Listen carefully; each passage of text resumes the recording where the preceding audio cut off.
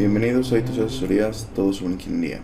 El día de hoy revisaremos lo que serían preguntas tipo EGEL, específicamente para carreras de ingeniería, como serían mecatrónica, mecánica, electromecánica, un pequeño formato de ese tipo de preguntas que te pueden servir como repaso, y también te compartiré información que tú puedes consultar en el link debajo de la descripción de este video.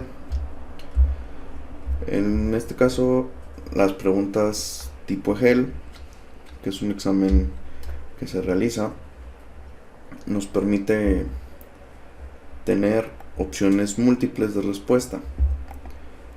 Es importante aclarar que en ocasiones las respuestas pueden ser confusas, pero hay estrategias que se pueden ir practicando sobre que podemos descartar rápidamente respuestas, y analizando un poco más a detalle podemos decidir entre dos respuestas finalistas. Vamos a hacer en este caso ejercicios que nos van a servir como repaso.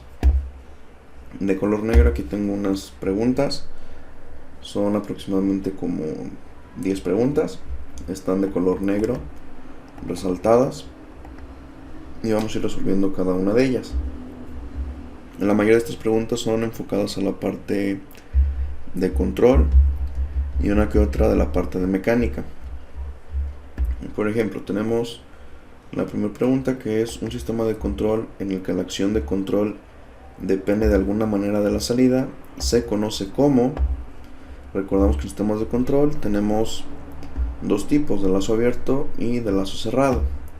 De entrada, aquí no existe semicerrado, solamente existe abierto y cerrado.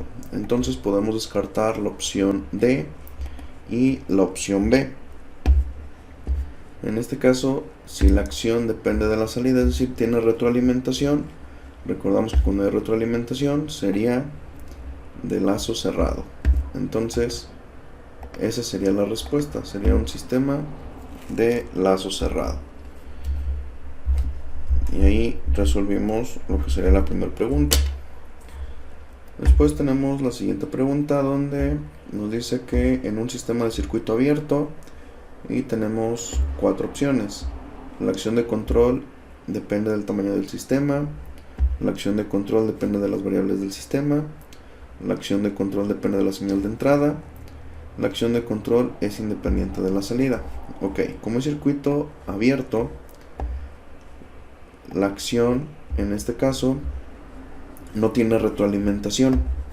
Como no tiene retroalimentación, incluso el tamaño del sistema es independiente, es decir, no afecta que es un sistema grande o un sistema pequeño. En ambos casos puede ser de lazo abierto o lazo cerrado. Aquí esta pregunta vamos orientada en lo que podría ser la C, que la señal de control depende de la señal de entrada, y la D. En este caso va a depender, hay una entrada, yo tengo una salida, pero un sistema de circuito de lazo abierto, al no tener retroalimentación, es independiente de la salida. Es muy importante que la respuesta que nos queden, ya cuando descartemos varias, pueden generar cierto tipo de confusión, pero analizando bien a detalle la pregunta podemos resolverlo de forma correcta. Puede ser que ambas respuestas en sí queden a la pregunta, pero por decirlo de alguna forma, una respuesta puede ser un poco más correcta que otra. Ejemplo, la acción de control depende de la señal de entrada. Eso también pasaría en un sistema abierto y cerrado. La entrada va a determinar que voy a tener en la salida. O sea, esta también podría ser parte de la respuesta. Pero para que quede más claro, en un sistema de circuito abierto, de lazo abierto, la acción de control es independiente de la salida. Entonces ahí sería la respuesta, el inciso D. La siguiente pregunta, tenemos la respuesta inicial cuando la salida de sintonización no es igual a la entrada se llama, y tenemos respuesta transitoria, respuesta de error, respuesta dinámica y cualquiera de los anteriores. Ok, de entrada cualquiera de los anteriores no sería la opción, porque en control sí existe la opción de respuesta transitoria y en algunos casos tenemos un porcentaje de error. La respuesta dinámica no sería opción. Específicamente en esta pregunta, la respuesta inicial cuando la salida de sintonización no es igual a la entrada, tenemos una respuesta transitoria, es decir, va a haber una transición para poder igualar lo que sería la señal de entrada. Entonces, la opción para esta respuesta sería la letra A, sería respuesta transitoria. La siguiente pregunta: ¿cuál de los siguientes debe hacerse para que un sistema inestable sea estable? Tenemos 4 opciones. La ganancia del sistema debe disminuirse, se debe aumentar la ganancia del sistema, se debe aumentar el número de polos a la función de transferencia del bucle, se debe aumentar el número de ceros en la función de transferencia del bucle. Ok. De entrada, en la parte de control, podemos saber si un sistema es estable o inestable con distintos criterios, pero en este caso aumentando los polos y ceros no nos va a garantizar que sea un sistema estable. Entonces puedo descartar estas dos opciones y ya nada más centrarme en la ganancia del sistema debe disminuirse o debe aumentar la ganancia del sistema. Entonces aquí ya nada más tengo dos opciones para escoger. Ya lo estoy centrando, lo que me permite analizar un poco más las respuestas para tomar la mejor decisión de lo que sería la respuesta correcta. En este caso, para que un sistema inestable sea estable, debemos aumentar la ganancia. Sería una pequeña corrección para lograr estabilizar el sistema. Entonces la respuesta sería: se debe aumentar la ganancia. Muy bien. Siguiendo con la parte de control, la siguiente pregunta es: aumenta la precisión del estado estacionario. En sistemas de control hay un estado que es estado estacionario y nos dice que cuál sería la palabra que completa el inciso. Recordamos que en el EGEL hay varios tipos de preguntas de relacionar, en este caso, incisos, de diagramas, multiopción, de completar oraciones. En este caso aquí nos pide qué palabra iría para completar y que sea correcta este enunciado. De opciones tenemos integrador, diferenciador, compensador de plomo de fase y compensador de desfase. De entrada, la parte del estado estacionario, tenemos distintos arreglos que puede ser proporcional, integral y derivativo. En la parte de control de forma sencilla. Entonces sería diferenciador, integrador, pero el C y el D no están considerados en esa parte para estado estacionario o para análisis de control, así tal cual como están escritos. Entonces yo me puedo centrar en el inciso A y en el inciso B. El diferenciador como tal no es tanto para el estado estacionario. Lo que nos ayuda a tener una mayor precisión sería un arreglo integrador, la constante de integración, específicamente para estado estacionario. Ya en la parte de control, un control proporcional, un control integrador o un control derivativo nos permite tener distintas respuestas en estado estacionario. En este caso, para aumentar la precisión, utilizaríamos un integrador, de tal forma que aquí sería integrador. La siguiente pregunta que preparé sería: es probable que un sistema de control con ruido excesivo sufra, y tenemos distintas opciones: saturación en etapas de amplificación, pérdida de ganancia, vibraciones y oscilaciones. En este caso podemos observar que vibraciones lo podríamos también considerar como oscilaciones o como señales de ruido. Entonces estas respuestas no podrían ir dentro de la respuesta porque ya serían como señales de ruido esas oscilaciones. De entrada podríamos descartar estas dos opciones y nos quedaríamos con pérdida de ganancia o saturación en las etapas de amplificación. Ok.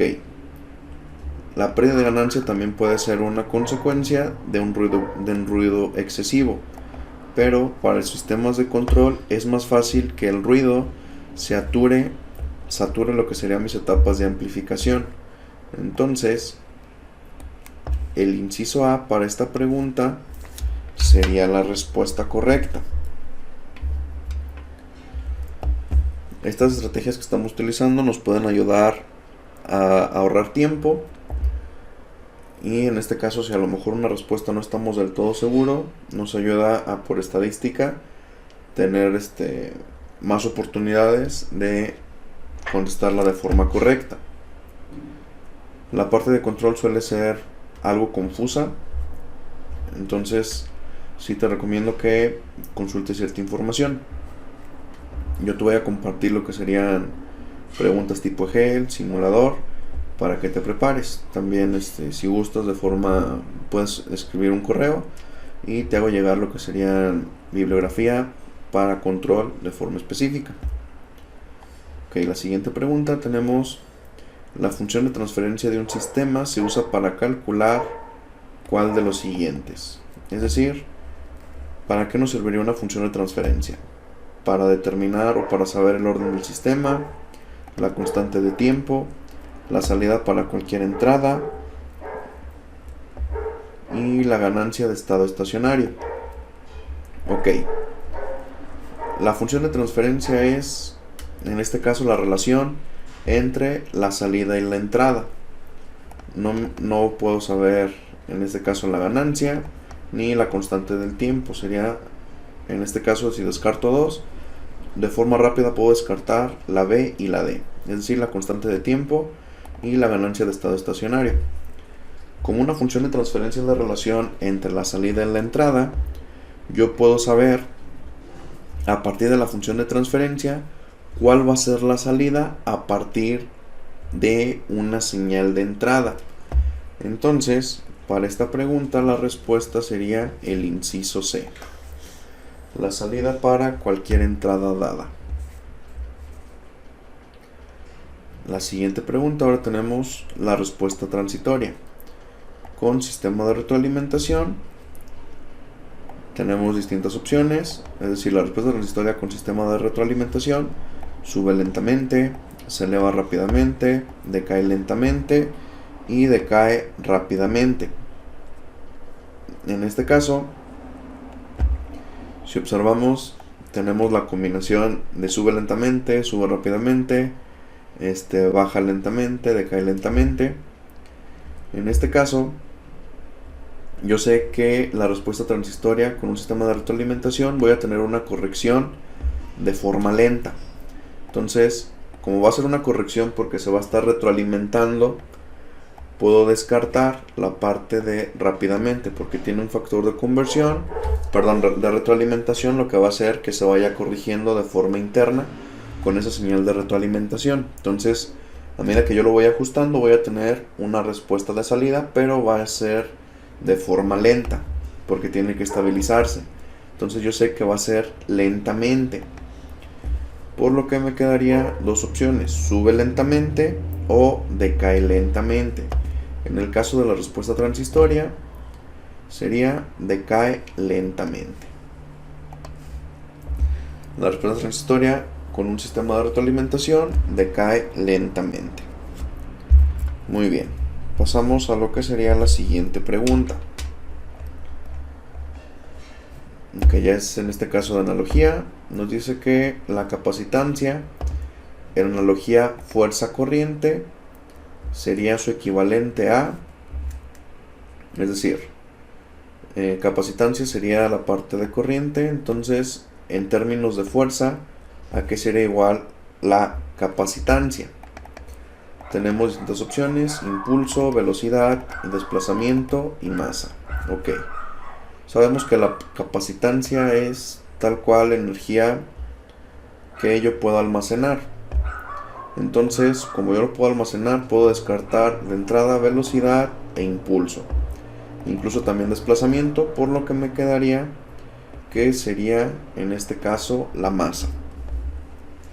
Incluso por las puras unidades yo puedo saber si las unidades, no sé, fuera corriente, yo sé que serían electrones por unidad de tiempo, cantidad de energía por cierta unidad de tiempo, entonces las unidades serían de, en este caso, sobre tiempo. Entonces de ahí ya me puedo relacionar con qué unidades serían las que yo puedo identificar para saber la analogía en el otro tema que lo están pidiendo. En este caso, la capacitancia en analogía fuerza y corriente sería el equivalente a la masa. Ok. La siguiente pregunta. Tenemos la temperatura bajo analogía de sistema térmico y eléctrico se considera análoga a. Aquí aplicaríamos el mismo concepto que vimos previamente de acuerdo a los anteriores, que es identificar las unidades. Entonces la temperatura en un sistema térmico y eléctrico sería análogo a, de entrada sabemos que el voltaje no sería, cobrar tampoco no tiene nada que ver con esos temas, actual tampoco tiene nada que ver con temas, entonces son puras respuestas para generar confusión.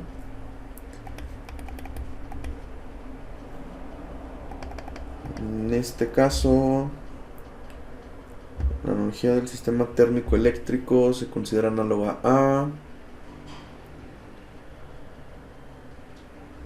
ninguno de los anteriores.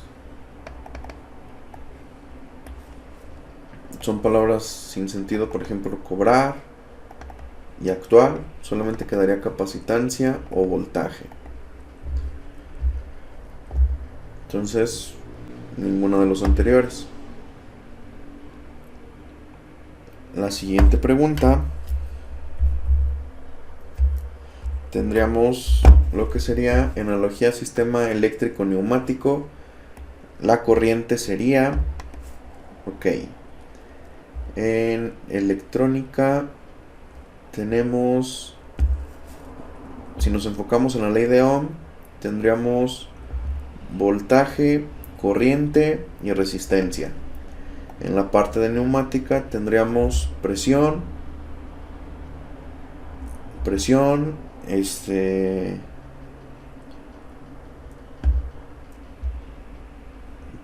caudal, y en este caso, por lo tanto, puede ser solamente presión y caudal. Vacío es en este caso presión por debajo de la atmosférica. Entonces, haciendo la analogía, aquí sí podemos aplicar lo que mencionábamos previamente, que la corriente es, en este caso, la cantidad de energía por unidad de tiempo. En términos neumáticos sería el mismo concepto, pero para el aire. En este caso, la definición utilizada en sistema neumático, haciendo su equivalente en la parte eléctrico, sería que la corriente sería el caudal, haciendo ese cambio en la parte de los términos. Muy bien. La siguiente pregunta sería: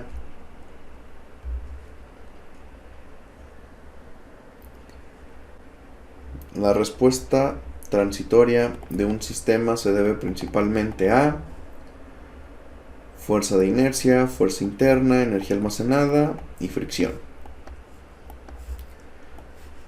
Esta está sencilla. Voy a omitir lo que serían estas dos preguntas, bueno, incluso estas tres preguntas, y te voy a compartir lo que sería la guía con preguntas y respuestas, donde también aparecen este tipo de preguntas para que las puedas corroborar. Te voy a compartir también lo que sería una serie de preguntas y aparte las respuestas para que sea como un examen diagnóstico. Todo esto va a estar en el link en la parte inferior. Se puede resolver de forma sencilla. Por ejemplo, la propiedad de un material en virtud del cual vuelve a su forma original tras aplicar una carga. Esto sería con mi diagrama de esfuerzo de formación. El diagrama de esfuerzo de formación tenemos cuatro secciones, que sería mi región lineal, mi región elástica, mi región plástica y mi parte, en este caso, de fractura. Entonces, si yo coloco una carga y luego quito esa carga, el material tiene que regresar a su forma original. En este caso, la respuesta o el concepto sería la elasticidad del material. Es la que me permite que después de una carga regrese a su posición original. Ok. Las unidades de momento de inercia. Recordamos que en mecánica las unidades del momento de inercia la podemos identificar con la letra I, y es una fórmula donde son puras unidades de longitud, de tal forma que de entrada kilogramos sobre metro cuadrado no quedaría, kilogramo por metro cuadrado no quedaría, y las unidades de momento de inercia, haciendo ese análisis de eliminar dos respuestas de forma rápida que no tienen nada que ver, me quedarían metro cúbica y metro cuarta. Yo sé por fórmulas que se utilizan en la parte de mecánica que al momento que elimine y requiero calcular lo que sería otro valor, las unidades del momento de inercia o del valor de I deben ser metros a la cuarta. Entonces yo sé que esa sería la respuesta. Por eso seleccionaría el inciso B. Entonces, bueno, ya nos vamos a resolver esta pregunta, que sería la respuesta transistoria en un sistema se debe principalmente a fuerza de inercia, fuerza interna, energía almacenada y fricción. Entonces la respuesta transistoria, en este caso, fuerza interna no sería, fuerza de inercia tampoco. En respuesta transistoria todos estamos trabajando con energía, no con unidades de fuerza. Entonces sería energía almacenada. Estas son preguntas que nos podemos encontrar en una evaluación tipo GEL. Aquí vemos unas técnicas de cómo mejorar lo que sería resolver esas preguntas, cómo ahorrar tiempo, cómo si no recordamos bien la respuesta podemos descartar dos por todos los temas que se vieron en la carrera. Aplica para cualquier, en este caso, cualquier licenciatura. En este caso la estrategia funciona para cualquiera. Aquí lo estoy orientando un poquito más a carreras de ingeniería, como es el objetivo del canal. Y te voy a compartir lo que serían ejemplos y qué se evalúa para carreras de ingeniería industrial, de electromecánica, de mecatrónica. Y también te voy a dejar lo que sería una serie de preguntas tipo GEL con sus respuestas. Si este video te resultó útil, te invito a que te suscribas, des me gusta, compartas. Te agradezco tu tiempo. Nos vemos en la próxima.